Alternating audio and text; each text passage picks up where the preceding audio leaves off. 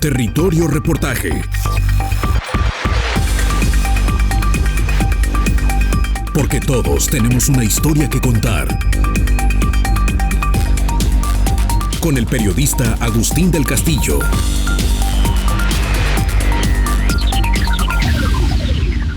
Cuando el tema es la desaparición de los órganos de transparencia, uno de los pies sobre los que se sustenta el periodismo moderno en México, este oficio entra en crisis severa. El gobierno mexicano de Andrés Manuel López Obrador ha determinado a través de su bancada en el Congreso de la Unión la cancelación de una serie de organismos autónomos bajo la premisa de que son onerosos para las finanzas de la República, al presuntamente duplicar labores que corresponden a los propios órganos del gobierno, pero sobre todo por ir contra la filosofía del nuevo régimen que considera que la sola existencia de esas instituciones vulnera al Estado al acotarlo y vigilar sus funciones. Pero resulta que la transparencia y el derecho de acceso a la información son pilares democráticos que han sido fruto de las conquistas ciudadanas en materia de derechos humanos. Así lo reconocen los artículos 1, 6 y 8 constitucionales, además de diversos ordenamientos internacionales en la materia y criterios que han emanado de nuestro Poder Judicial y del Sistema Interamericano de Derechos Humanos, señala Ricardo Reyes Márquez, miembro de Elementa DDHH, una organización de activismo binacional México-Colombia, en una columna aparecida en la plataforma Animal Político. Agrega, en nuestro sistema jurídico y político, estos derechos los protege y garantiza el Instituto Nacional de Transparencia, Acceso a la Información y Protección de Datos Personales, INAI, que funge como árbitro en las controversias suscitadas entre los particulares que realizamos solicitudes de información y los sujetos obligados que detentan la información pública y por alguna razón niegan nuestro derecho a saber. El INAI, contrario a la desinformación generada por sus detractores, no sirve de fiscalía ni de auditoría, no persigue delitos ni su función es denunciarlos. Para ello están las autoridades competentes, que la interpretación errónea de quienes la atacan dan razón a la impunidad, falta de legalidad y debida diligencia a la hora de llevar a cabo las investigaciones por las autoridades que sí son competentes, por ejemplo, las fiscalías. No obstante, ya sea con dolo o por ignorancia, la desinformación emanada desde el presidente hacia abajo ha tenido consecuencias serias que no afectan únicamente al INAI. Un claro ejemplo donde la escalada ha ido en aumento es lo sucedido con el Poder Judicial. La desinformación sobre el actuar de jueces ha llevado a ataques y amenazas abiertas y a una clara campaña de desinformación y descrédito rodeada de discursos estigmatizantes que rayan en discurso de odio, principalmente hacia la ministra presidenta. Lo anterior también acompañado de propuestas de reformas al Poder Judicial que obedecen más a la intención de someter este poder, mermando su autonomía e independencia, añade el especialista.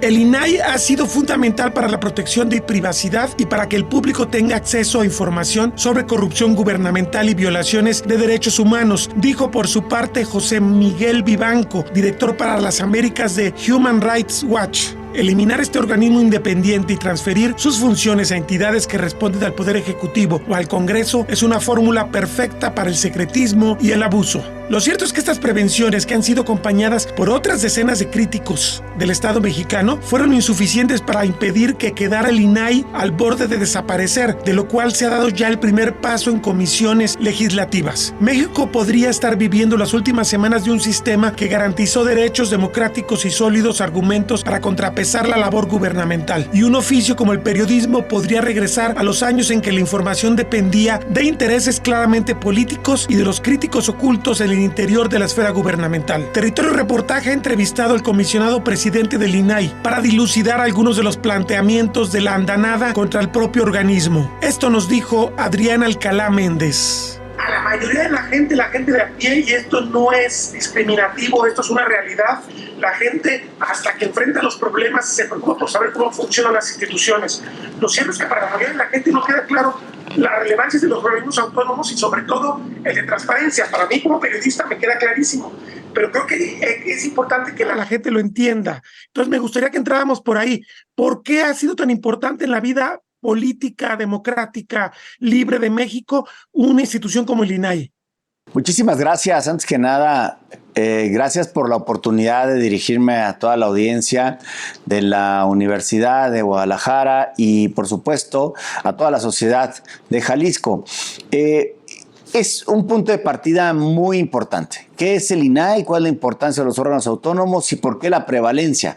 Primero, el INAI es una institución que tiene poco más de 22 años en el espacio mexicano, en el ámbito jurídico mexicano, a pesar de que desde 1977 se reconoció al derecho a la información como un derecho fundamental para todas las mexicanas y los mexicanos y en general para cualquier persona.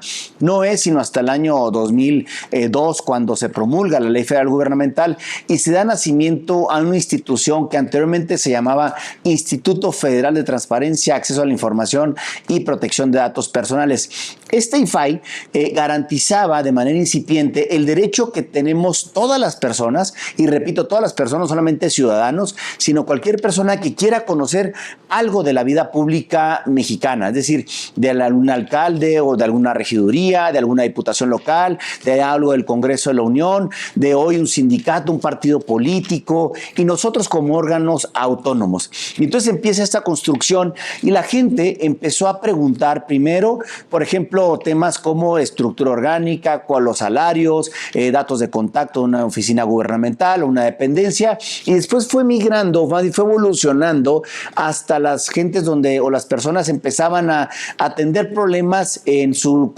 cuestión individual, porque este derecho tiene dos vertientes, una vertiente individual y una vertiente colectiva. Entonces la gente empezó a preguntar, oye, ¿cuáles son los requisitos para acceder a un trámite? ¿Cuáles son los requisitos que yo necesito para renovar mi pasaporte? ¿Cuáles son los requisitos para yo poder salir del país? Quiero entrar a México como inversionista. ¿Cuáles son los requisitos que necesito en un determinado estado, un determinado municipio? Hay programas de exención de impuestos, hay programas de beneficios fiscales o no fiscales. Las personas también empezaron a cuestionar ya también en un ámbito colectivo la segunda vertiente del derecho de acceso a la información, y se empezó a preguntar, por ejemplo, temas que tenían que ver con el ejercicio del gasto público, y se empezaron también a develar piezas periodísticas en donde se daban a conocer casos de corrupción.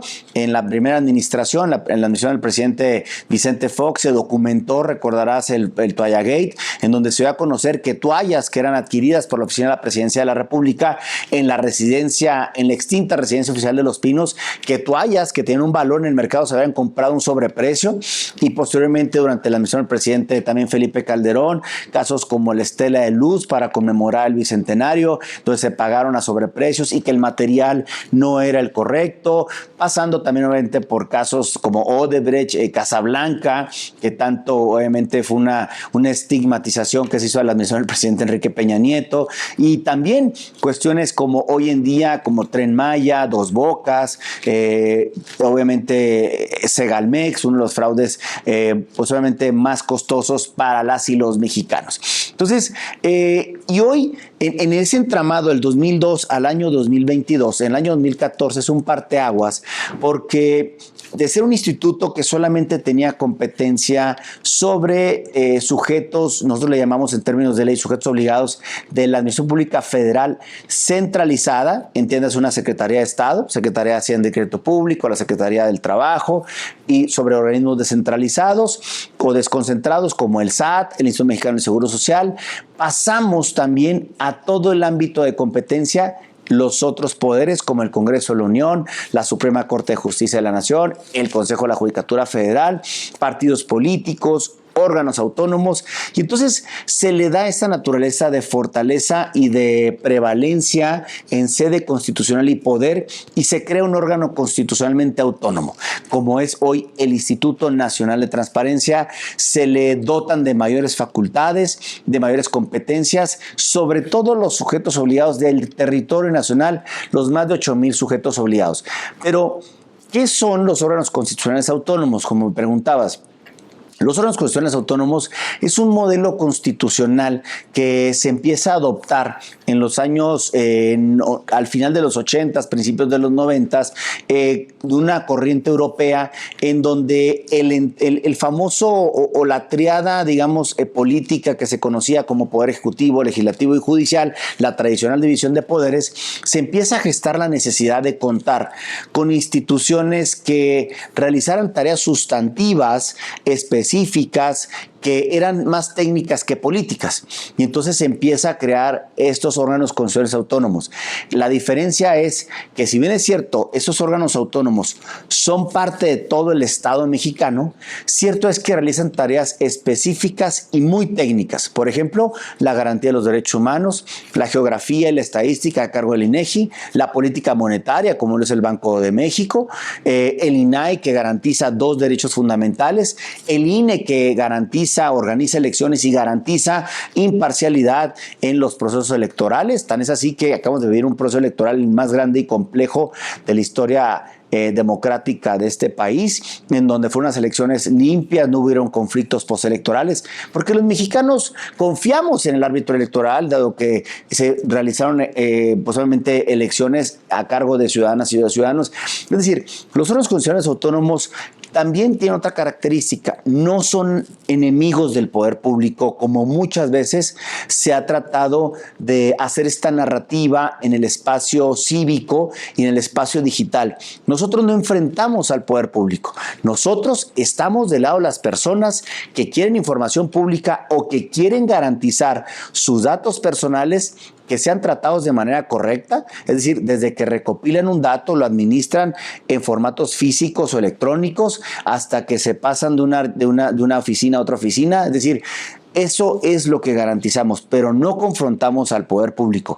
Si bien es cierto, servimos en la cadena del sistema anticorrupción porque develamos la cosa pública, develamos, por ejemplo, si una contratación de una obra se llevó a cabo con precios justos, o la adquisición de un bien o un servicio se llevó a cabo en precios de mercado, para que otras instancias realicen las actividades que legalmente les corresponden. Entonces, la función del INAI como tal es transversal y no es tangencial. Es importante para toda la vida pública, porque ahorita lo que estamos pensando, y en el imaginario de quienes hacen el favor de seguir este programa, están pensando a lo mejor en: oye, yo quiero conocer el sueldo de un presidente municipal. Lo puedes obtener. Oye, yo quiero conocer si hay presupuesto destinado para pavimentar las calles de mi colonia.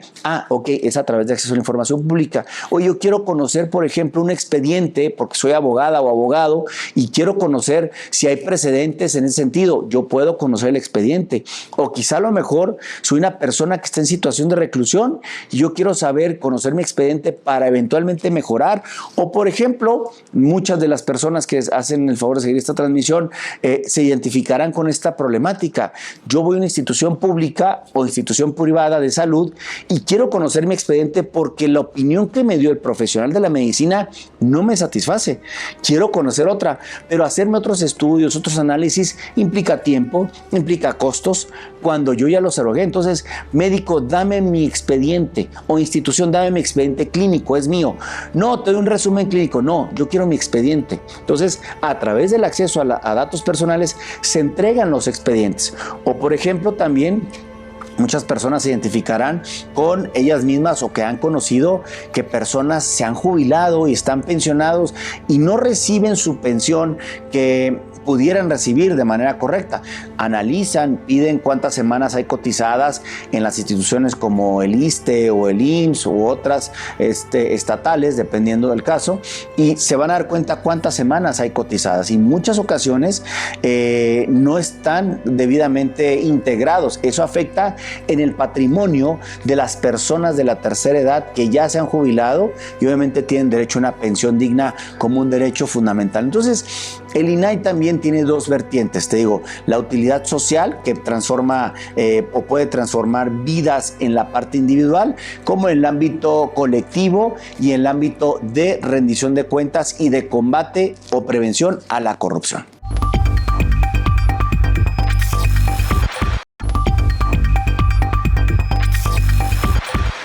El comisionado presidente Adrián Alcalá Méndez defiende la necesidad de que exista un órgano autónomo no como adversario del Estado, sino como garante de un derecho humano esencial, el derecho a saber. Claro, y es muy importante, me parece que el elemento crítico, el elemento esencial, el tema de la autonomía, porque para decirlo claro y abiertamente, pues en el debate sobre el INAI y sobre los organismos autónomos se ha dicho que es un gasto innecesario, pero no se ha ponderado el valor de la autonomía. Me parece que es muy importante explicar por qué la autonomía nos da esa garantía que no nos ofrecería que la propia institución dijera: yo tengo mi área de transparencia y confórmate con eso? Por dos cosas.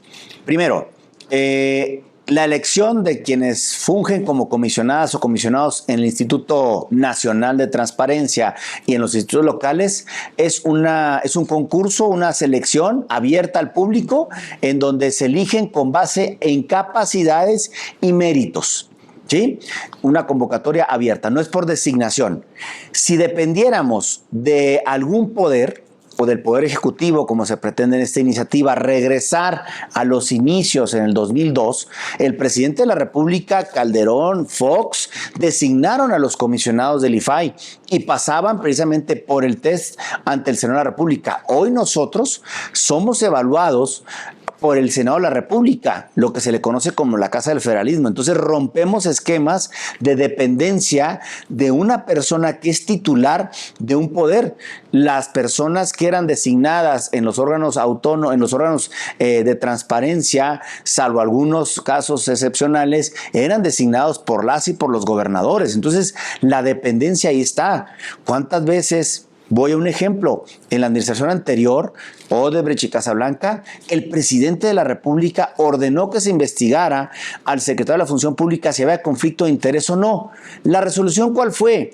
Que no había conflicto de interés. Pero ¿quién resolvió? Un secretario que depende o dependía del presidente de la República.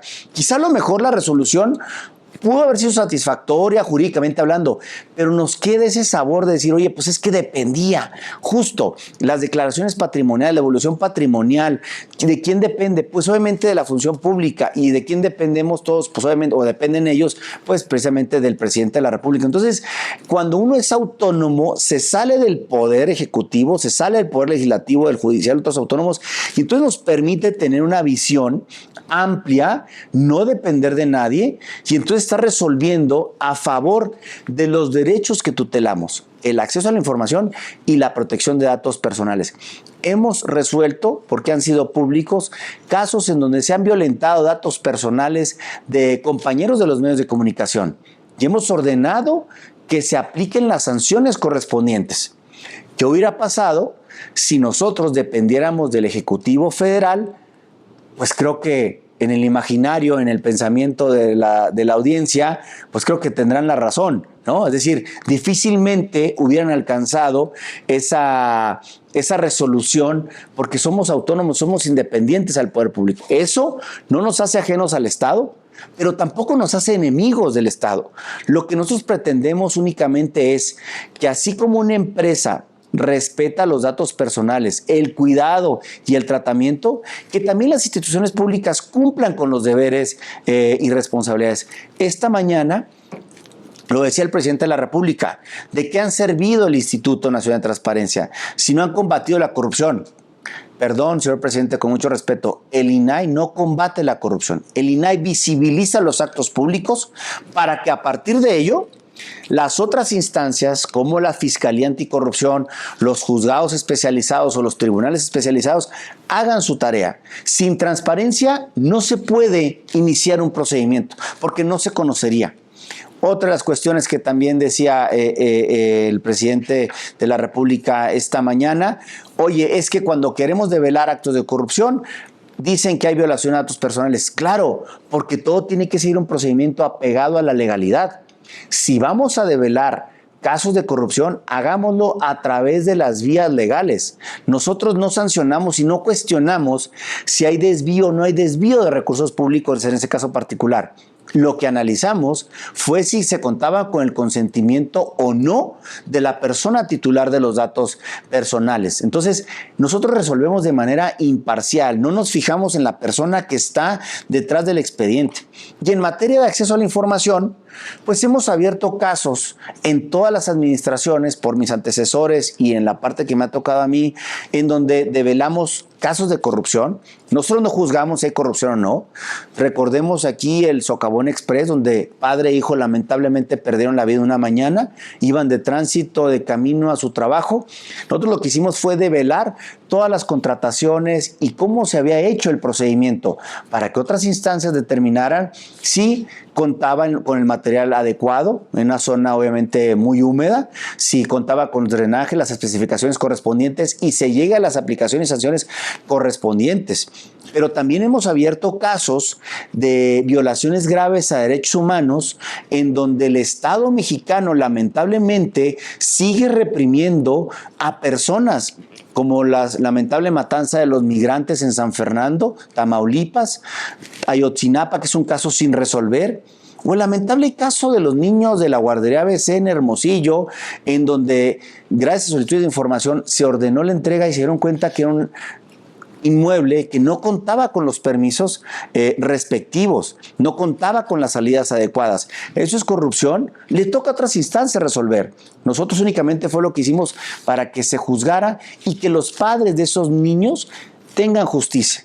Y así muchos casos en donde tenemos esa competencia. ¿A quién se le olvida el 2 de octubre? Quizá a lo mejor es un movimiento social que a lo mejor ha ido disminuyendo en cuanto a la presencia en la vida pública, pero lo que hacemos nosotros y el acceso a la información, la transparencia, sirve para que exista esta memoria colectiva y evitemos la repetición de estos actos. Gracias a resoluciones del INAI, hoy tú o cualquier persona puede conocer los documentos que obran en la Galería 1 del Archivo General de la Nación, en donde se concentra esa información. Esa información se mantenía hasta hace aproximadamente unos 3 años, que fue cuando abrimos esta información. Se mantiene en reserva, pero ¿cuántos familiares de las personas o los estudiantes que lamentablemente fueron desaparecidos, torturados, asesinados, exigían justicia? Hoy tienen acceso a esa información. Entonces, el acceso a la información sirve primero para dar legitimidad, dar confianza. Y segundo, y por otra parte también, para recuperar la memoria, evitar también que se disuelva y entonces estar presente en los hechos para evitar repeticiones que tengan por efecto pues lamentables casos. Habría que ser enfáticos respecto a que un funcionario público y una institución debe sujetarse a lo que plantea sus propios objetivos, como el decreto que dio origen, por ejemplo, al INAI, y ustedes no pueden ir más allá, ustedes no pueden ser los justicieros de la nación, son parte de un engranaje que obliga a que haya muchas instituciones funcionando. Y destaco esto porque pareciera que hay una forma de tratar de desacreditar la complejidad de la cosa pública, cuando en realidad el profesionalismo y la seriedad obliga porque es compleja la cosa pública. Claro, en esta pregunta, fíjate que también se ha dicho por la máxima autoridad y otras autoridades que al INAI, ¿quién lo vigila? Al INAI nos vigila la sociedad, nos vigila la Auditoría Superior de la Federación, nos vigila el Senado de la República. Es decir, nos vigilan y el mandato que tenemos no es un cheque en blanco. Tenemos que realizar nuestras funciones en base, como tú lo comentas, a la normativa, al decreto de creación, a la Constitución, a las diversas leyes que nos aplican. No podemos aperturar información que comprometa seguridad pública, que comprometa seguridad nacional, que comprometa secretos industriales o comerciales de terceras personas, que comprometa la información de terceras personas. Lo tenemos que hacer obviamente en base a procedimientos, es decir, no es como tú dices un cheque en blanco y nosotros somos responsables de lo que hacemos. Pero tienes razón, ¿por qué se complejiza la cosa pública cuando debiera ser pública? Es un bien del dominio público. Entonces quiere decir que a lo mejor o en muchas ocasiones hay algo que se pretende esconder, cuando por principio toda la información es pública. Un aspecto que clarifica la importancia del INAI es evitar las reservas caprichosas o interesadas de información pública. cómo se ha combatido el tema de las reservas de información en asuntos que son de interés público. Y bueno, a mí me parece que ahí entra en colisión de repente el interés por no dar a conocer la información con el que ustedes deben garantizarnos a los mexicanos. Claro, las causales hoy en día son expresas y no solamente basta con invocar, se actualiza la fracción determinada o el número tal de fracción y ya voy a reservar. No, hay que justificar la razón porque en ese momento en que hacen la solicitud de información y se va a dar la respuesta 9 de julio del año 2024, esta información no te la puedo dar a conocer. Partimos de la idea de que toda la información en principio es pública, salvo ciertas excepciones. En este día, 9 de julio, se está actualizando, 11 de julio se está actualizando una información. Esta información de reserva y no te lo puedo dar a conocer. ¿Por qué? Porque si lo doy a conocer, pues obviamente el interés público merma del interés particular. Dicho de otra manera, tú me pides, por ejemplo, la verificación a estaciones de gasolina o la verificación al cumplimiento de normas del trabajo y previsión social. Entonces, oye, es un procedimiento que está en trámite. No te puedo dar a conocer cuáles son mis estrategias como autoridad porque pongo en riesgo precisamente el cumplimiento de obligaciones. Que en el primer caso se vendan litros de a litro en las gasolineras, ¿no? ¿Cuál va a ser mi estrategia? ¿Cuándo voy a llegar? ¿A qué estaciones voy a verificar? ¿No?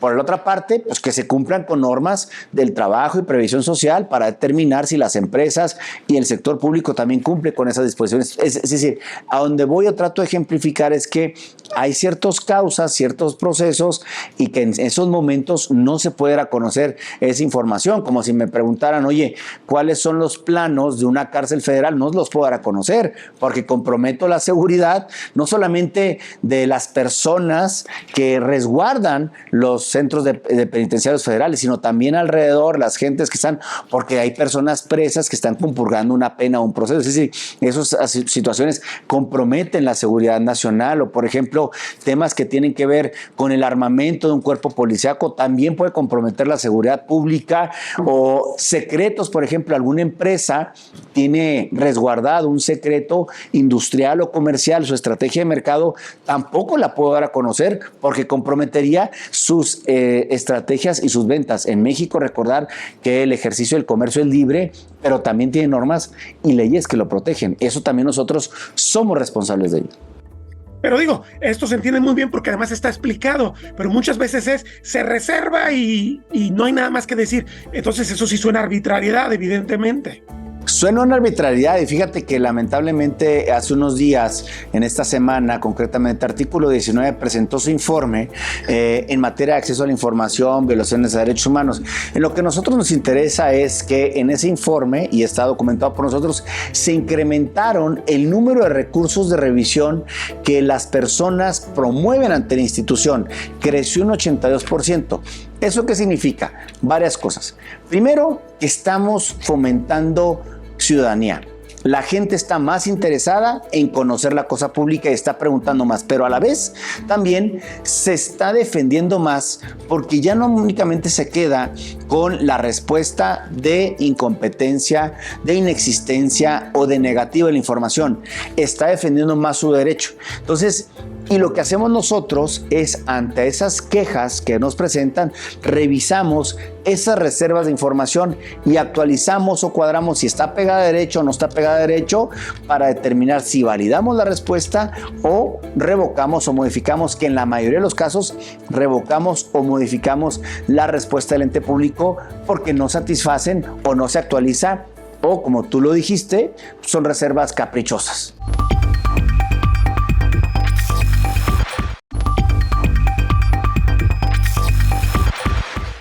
La falta de conocimiento de la sociedad mexicana es una ventaja de los detractores del INAI. El riesgo de su desaparición no parece generar alto costo político al régimen, molesto con lo que revela la transparencia. Lo que me ha explicado creo que tendré que dejarle muy claro a la gente porque es importante que haya un organismo autónomo y no depender exclusivamente de la decisión de la autoridad para decir te voy a dar esto, no te voy a dar esto.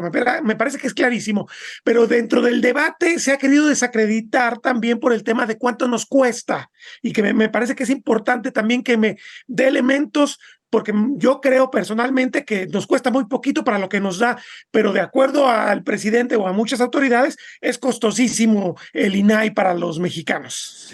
Gracias. Me regresaré un poquito más ahorita con lo que tú cerrabas y dabas introducción a esta pregunta. Regresar a la institución, al poder central o que dependa, sería tanto como ese crecimiento de cuando el niño le dice, papá, ¿por qué? Porque soy tu papá. Y yo no había juzgamiento, ¿no? ¿Por qué me vas a negar la información? Porque yo digo y ya te la niego la información. ¿Y no tienes otra instancia? Un poder autónomo, más bien un control autónomo, independiente, que garantice, revise si está pegada la respuesta o no, partiendo de la idea de que todo es público. Ahora, ¿cuál es la inversión? A mí me gustaría mejor llamar inversión y no costo, ¿no? En términos monetarios y económicos. ¿Por qué? Porque la inversión es, primero, para verificar que todo esté ordenado. Es decir, que cada quien esté cumpliendo con su mandato, ¿no? Que el Ejecutivo realice sus funciones, que realice sus contrataciones apegadas a derecho, que los alcaldes y los municipios y los funcionarios de un Estado cumplan con un mandato que es el deber de responsabilidad, ¿no? Que ejerzan los recursos públicos y sus funciones y sus deberes apegados a la legalidad, ¿no? Entonces, ¿servimos para prevenir la corrupción? Claro que sí. Servimos para prevenir actos, por ejemplo, de desvío de poder, como pudiera ser nepotismo. Entonces, es una inversión. Obviamente, pueden decir, y decimos 1,047 millones, claro, pero son todas las facultades que desplegamos. Pero además, garantizamos otra cuestión que muy pocas veces se conoce, que es lo que te digo, la privacidad. Y con la privacidad va mi derecho a la libertad de expresión, libertad de decidir, de difundir información de cualquier índole. Si conocen dónde vivo, mi teléfono personal, mi correo electrónico, etcétera, pues obviamente me coartarían también mi libertad de expresión en cualquier parte, o sea, no tengo que ser yo un compañero de los medios de comunicación, sino que también tiene que ver eso. Pero además vienen ataques a la seguridad de las personas, ¿no? A la integridad de las personas, al patrimonio de las personas. Entonces, yo hablaría mejor de una inversión que son 1,047 millones de pesos. En comparación con otros órganos autónomos, somos el segundo que menos tiene un costo o una inversión para las mexicanas y los mexicanos. Nosotros costamos, o bueno, estamos en el presupuesto de egresos de la Federación en una inversión del 0.06% de todo el presupuesto de egresos de la Federación. ¿Cuánto costó Segalmex? Según datos de la Auditoría Superior de la Federación, este desvío es por más de 15,000 millones de pesos. 15 años de prevalencia del INAI, ¿sí? ¿O cuánto costó Casablanca? ¿Cuánto costó Odebrecht? La estafa maestra. Es decir, ¿y cuánto cuestan muchas operaciones que no se dan a conocer porque no están documentadas? Pero entonces nosotros somos una cuestión preventiva para el desvío, para evitar el desvío del poder. Se ha dicho muchísimo, está el presupuesto, las cuentas públicas aprobadas por la Auditoría Superior de la Federación, cualquier persona las puede conocer, y como siempre lo hemos dicho, las instituciones son perfectibles, las personas somos perfectibles. Hoy en día, después de 10 años de estar el Instituto Nacional de Transparencia en el ámbito público, de ser parte de una institución del Estado mexicano, ¿podemos mejorarla? Claro que la podemos mejorar, pero ¿cómo la vamos a mejorar? En base a experiencia, en datos duros, en base a diálogo horizontal y construir juntas y juntos una mejor institución. Pero no solamente el INAI. Yo hablo de una modernización de todo el entramado del sistema de transparencia y de protección de datos personales. ¿Cómo mejoramos las leyes en base a una década de operatividad de la ley? ¿Cómo mejoramos los procedimientos con base a una década de experiencia? ¿Cómo utilizamos las nuevas tecnologías como inteligencia artificial, ¿no?, para mejorar procesos? ¿Cómo nos anticipamos a las demandas que tiene la sociedad de información? Los migrantes, las personas campesinas, los agricultores, que también son parte del Estado mexicano y que ellos necesitan evidencia pública. ¿Para qué? Pues para determinar a lo mejor programas para mejorar sus sistemas de siembra, cultivo, cosecha, ¿no? ¿Cómo mejoramos a lo mejor los procedimientos de exportación de cualquier producto agrícola? ¿Cómo mejoramos los sistemas de riego? ¿Para qué? Para optimizarlo. ¿Cómo anticipamos o cómo prevenimos ante los desastres naturales, desastres humanos? Hace poco, el INAI, en colaboración con los órganos garantes de los estados de Yucatán, de Quintana Roo, de Veracruz, de Campeche, de Tabasco, de Tamaulipas, publicamos un micrositio, por supuesto, Transparencia Mexicana y el Sistema Nacional Anticorrupción, un micrositio, quizá a lo mejor pudieran decir, es muy sencillo. Sí, pero le sirve a la gente ¿qué? Un sistema en donde iba a haber albergues, que conocieran los albergues ante la llegada del huracán Beryl. Afortunadamente no hubo pérdida de vidas humanas, pero sí hubo personas que consultaron ese micrositio, nos anticipamos, porque cuando estás en la tormenta, o como ejemplo aquí en la Ciudad de México, el terremoto del 2017, fue hasta después que supimos dónde había albergues. ¿Cuántas personas no tuvieron necesidad de precariedad o pasaron por cuestiones de precariedad ante el huracán Otis en Acapulco? Porque no había información en ese momento. Nosotros nos anticipamos, se utilizó, pero lo que quiero decir es cómo nos modernizamos y cómo nos adaptamos y cómo estamos antes anticipándonos, ¿verdad? La redundancia, y no detrás de las necesidades de la información. Entonces, somos perfectibles y por supuesto que estamos a la modernidad, pero en base al diálogo, no solamente en base a idearios o escenarios o porque alguien me lo contó. Es inevitable que esto se derive en efectos dominó sobre la confianza que México genera en la arena internacional. Hemos pedido su opinión al catedrático de la Universidad del Valle de Atemajac, Rubén Alonso González, quien desde el periodismo se especializó en esta rama de cómo saber lo que se debe saber. A final de cuentas, la gente sabemos desde afuera que si el Estado, si el gobierno directamente decide sobre lo que informa y no, pues los pretextos van a ser los que se utilizaban en el pasado. Son asuntos de seguridad nacional, son asuntos que van a estar vedados durante tanto tiempo y entonces en realidad el supuesto embate contra ese fantasma que es el neoliberalismo termina cancelando derechos de nosotros los ciudadanos. Sí, porque terminas estatizando todo y concentrando el ejercicio de lo público en pocas personas. Entonces, terminas afectando el sentido democrático básico, ¿no? Donde el Estado es parte del todo, ¿no? Y incluso nosotros como sociedad somos parte del Estado, pero el Estado no es el que aglutina toda la administración de lo público, y menos el ejercicio de derechos fundamentales. Claro. Trátese de acceso a la información, trátese del ejercicio de todas las libertades. Cuando esto sucede, pues estamos ante una visión estatista, ¿verdad? Monopolizadora de lo público, que termina siendo en detrimento de una parte sustancial del Estado, que es el pueblo. Claro. Como se llama, ¿no? El pueblo, como lo dicen ahora, la sociedad, digamos. La sociedad, el ciudadano en lo individual, exacto, en lo colectivo, organizado, como desee, de manera libre, ejercer sus derechos, ¿no? Ahora, Rubén, no sé si eres optimista o pesimista. Vamos en algunas semanas a tener resultados. ¿Para dónde crees que va? ¿Se va a imponer esta visión estatista del presidente? ¿Va a haber alguna reacción? Porque también tiene efectos, porque no nomás es el INAI, es como tú bien mencionaste, un montón de entes autónomos, y va a tener efectos en la percepción de México ante el mundo y los socios comerciales y todas las relaciones que tenemos, no solamente en lo económico, sino en lo político. Somos parte de ONU, somos parte de la OEA, tenemos vínculos con toda la instancia interamericana de derechos humanos. O sea, no podemos decir somos soberanos y zafarnos de todo, ¿no? Sí, el ser soberano no supone ni implica estar aislados, ¿no?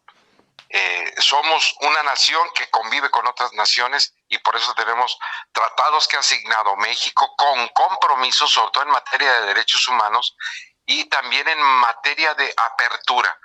Recordemos que en la historia de México, la crisis del 93, 94, 95, esta famosa crisis, tuvo mucho que ver con la falta de disposición pública de información. Cómo la administración ocultó información, sobre todo en materia de gasto público, en materia de reservas, en materia de deuda, etcétera. Y nos llevó a una crisis cuando se destapó lo que ocultaba el gobierno, ¿sí? En materia, pues, de manejo de recursos públicos, de deuda, etcétera, ¿no? De pagarés, los famosos. ¿Qué implicó a México? México tuvo que asumir compromisos internacionales frente a quienes rescataron o respaldaron el rescate de México dentro de este consorcio internacional de abrir las finanzas públicas al escrutinio público. Fueron los primeros compromisos que asumió México frente al Fondo Monetario Internacional, Banco Mundial, la ONU, frente a la Unión Europea, de abrirse y poner a disposición pública algo que estaba siempre desconocido, algo tan básico como el estado de la deuda pública, el estado de las finanzas públicas. Y a partir de ahí, si recordamos, empieza toda una tendencia de, ok, vamos a conocer, se va a poner a disposición pública toda esta información para dar garantía y confianza a quienes con quien México estaba estableciendo relaciones en este nuevo escenario de interacción económica, política, social y cultural que implicaba lo que se llama la globalización, ¿no? O esta nueva etapa de la globalización que siempre ha existido, la globalización desde que Europa llega a América, pues empezamos un escenario más global, ¿no? Pero esta nueva etapa de la globalización, pues exigió para México ponerse a la altura de los demás países. Claro. Y impulsa este tema que lo reducimos como de ser transparentes, porque a fin de cuentas la transparencia como un valor que se obtiene gracias a poner en público lo que es público y no hacerlo reservado, genera un valor mucho más importante en las relaciones humanas, relaciones sociedad-gobierno y de gobiernos entre gobiernos en el consorcio internacional, y se llama confianza.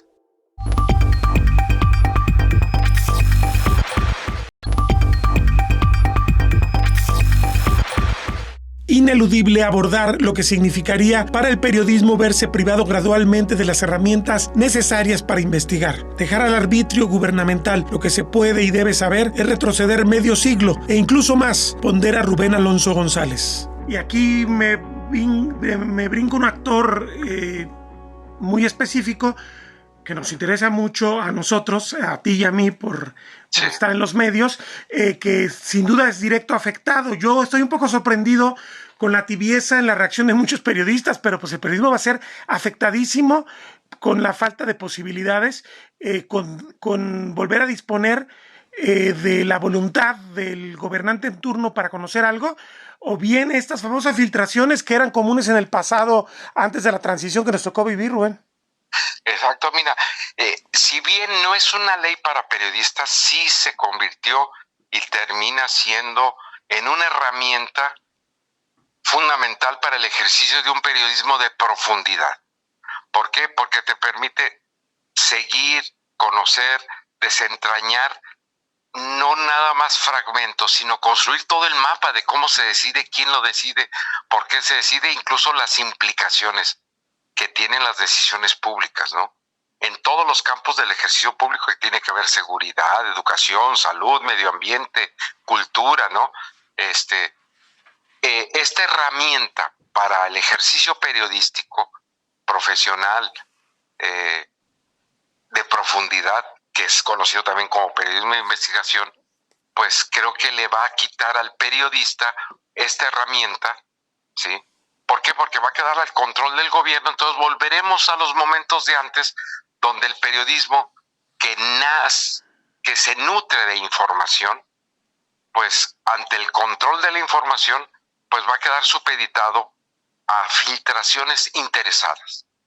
Y esto va a terminar distorsionando la comprensión de la realidad, o va a anular el periodismo libre, o lo va a condicionar con mayor fuerza. Y uno bajo esta lógica no ve tan raro, yo por lo menos no lo veo tan raro, que el presidente también esté en combate permanente contra los periodistas de investigación, en tratar de desacreditarlos. A final de cuentas, podría sacarse de conclusión de lo que dice el presidente, que los periodistas no somos confiables y que estamos actuando contra los intereses de la sociedad.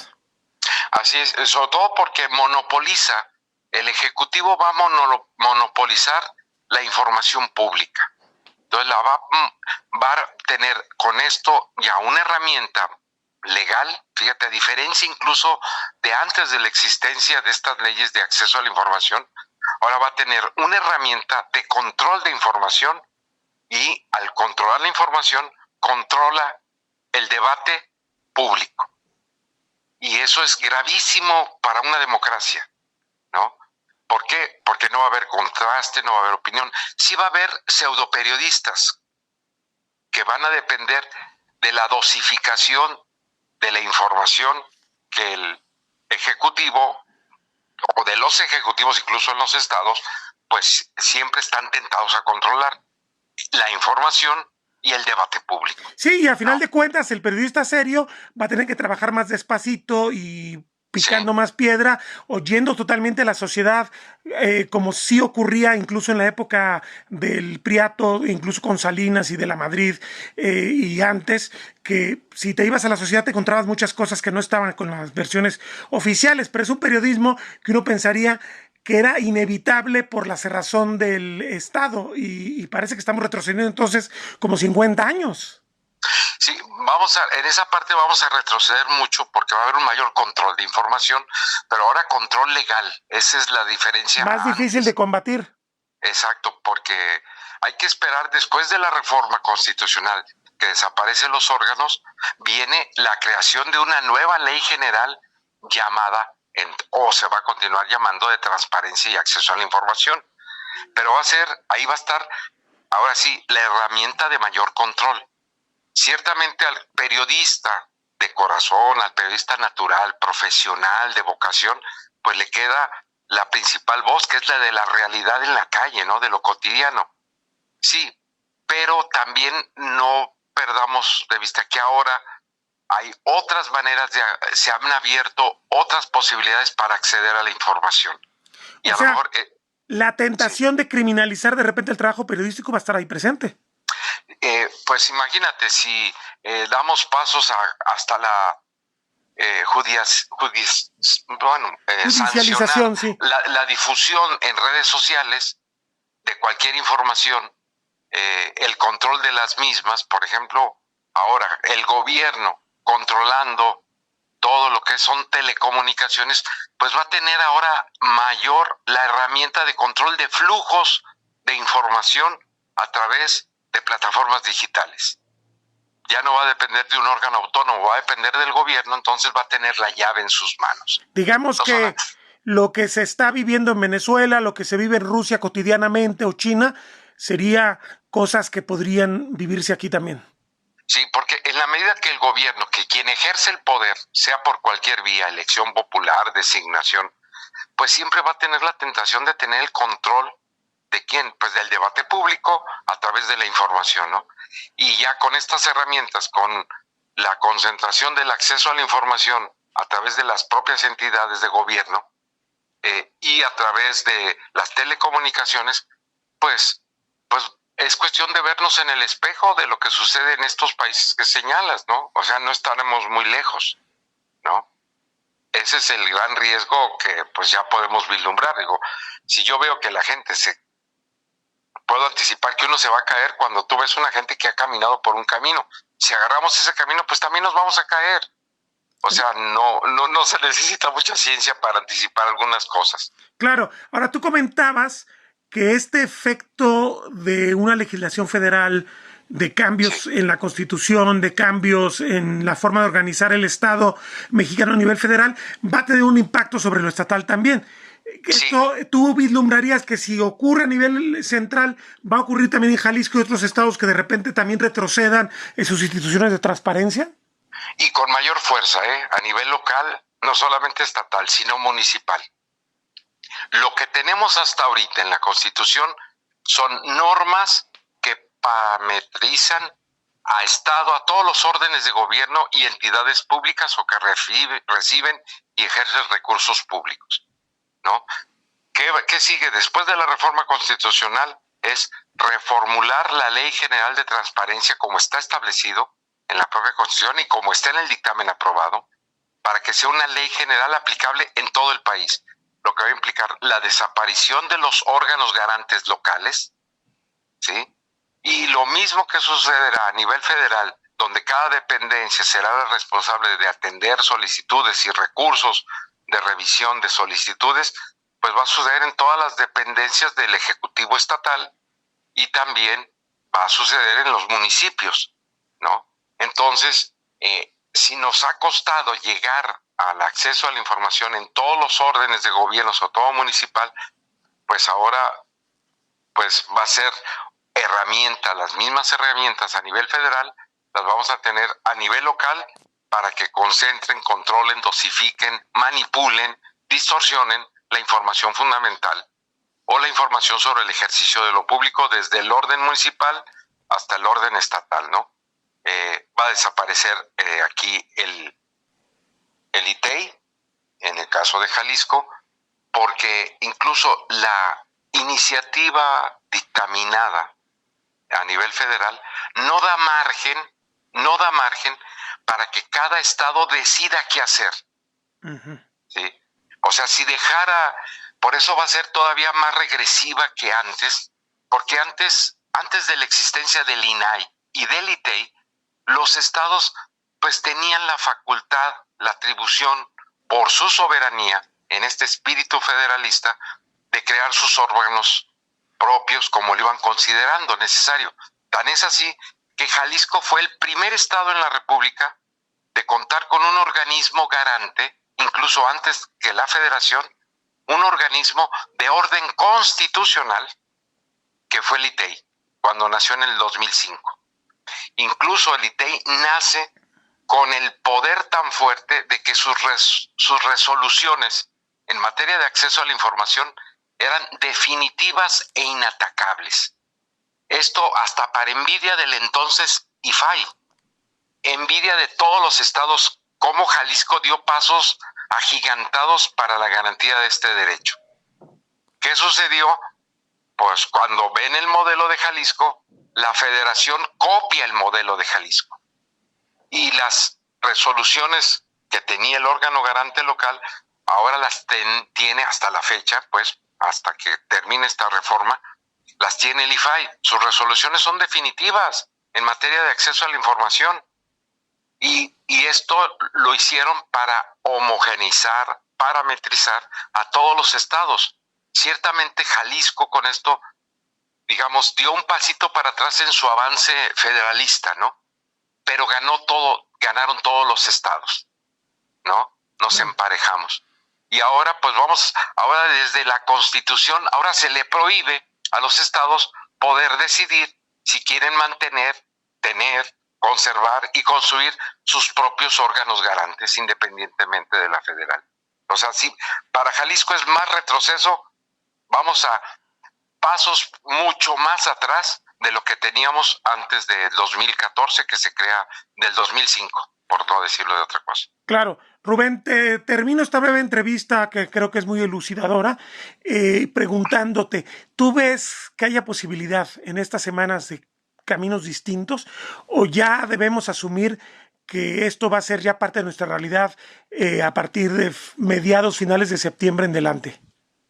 Mira, tengo esperanza de que el Senado todavía se conserve como un frente que contenga lo que ha hecho la Cámara de Diputados. Pero esto depende de cómo se comporten 3 legisladores, 2 del PRD y 1 del PAN, que están por brincar a la zona guinda. De hecho, tendrían la mayoría calificada. De hecho, ahora que lo mencionas, a los 2 del PRD los agarraron hoy y se mostraron evasivos cuando le preguntaron si ya estaban de acuerdo con Morena. No, le corrieron, sí. Es muy probablemente esto se vaya a diluir pronto también, tristemente. Sí. Todavía nos quedaría, si la aprueban en el mes de septiembre, ojalá y la aprueben en el mes de septiembre y pase por los estados que tienen mayoría del partido ahorita gobernante en el país, para que la actual Suprema Corte de Justicia lo resuelva antes de que la desintegren con la reforma al Poder Judicial. Esa es la única esperanza que tenemos.